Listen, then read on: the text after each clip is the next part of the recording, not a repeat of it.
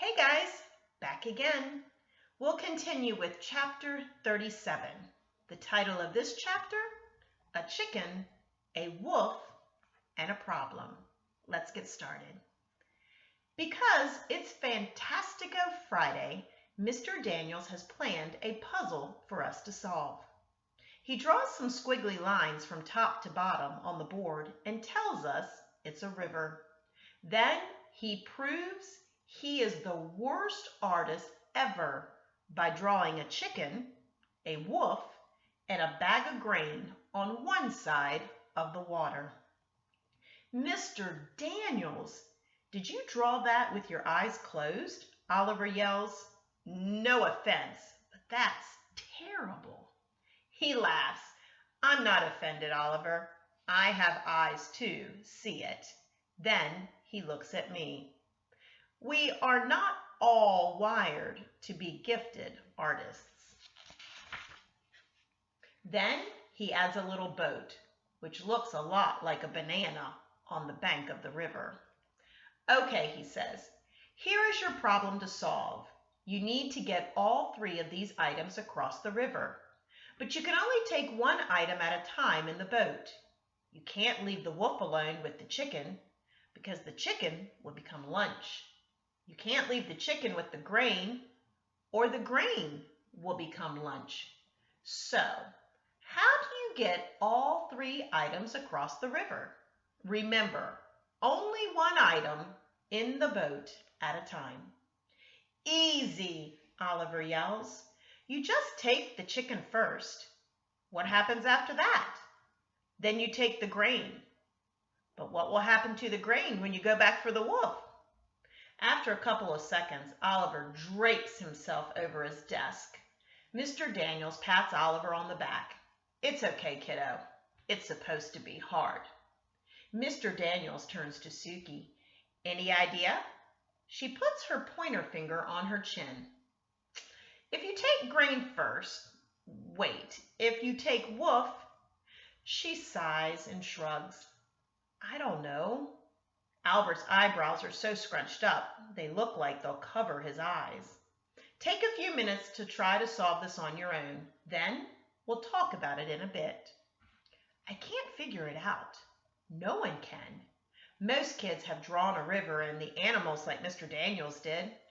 After a while, kids start talking to each other. I'm surprised when he doesn't tell us to be quiet while we try to keep solving it. I tear off 3 little pieces of paper and draw the chicken on the first, the grain on the second, and the wolf on the third. I move them around, back and forth across the river. The class is loud now. I pick up my 3 pieces of paper and ask Mr. Daniels if I can work in the hallway because of the noise. Sure, go ahead.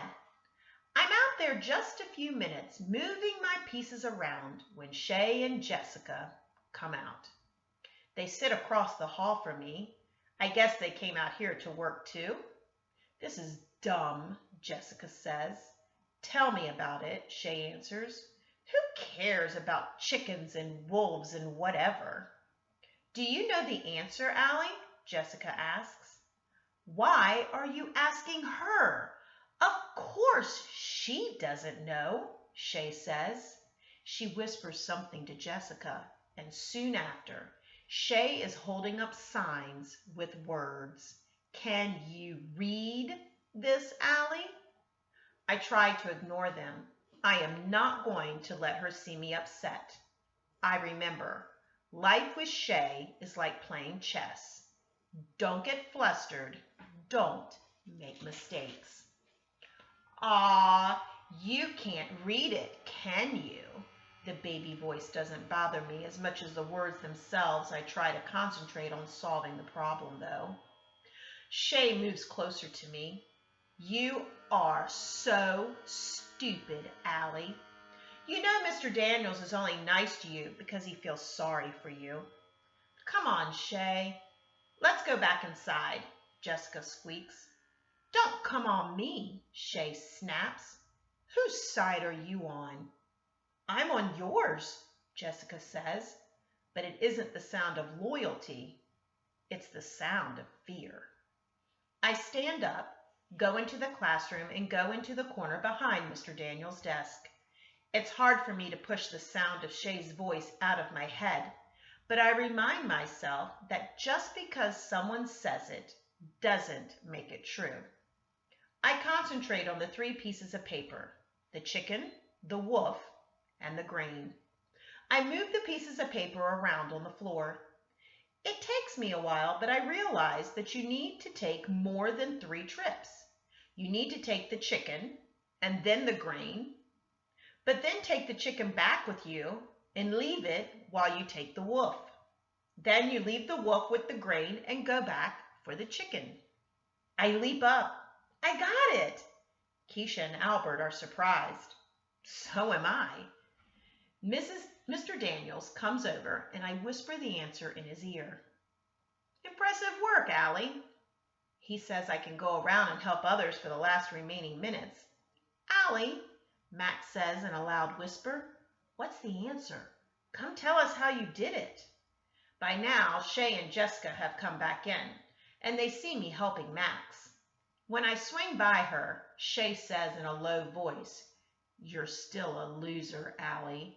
A total and complete loser. But Jessica smiles a bit at me. Mr. Daniels calls us back to our seats. Okay, that was a 2-part assignment. The first was to solve the puzzle. The second was to see who would stick with it. Who would work on it and work on it until it was solved. Congratulations to the few of you that did that.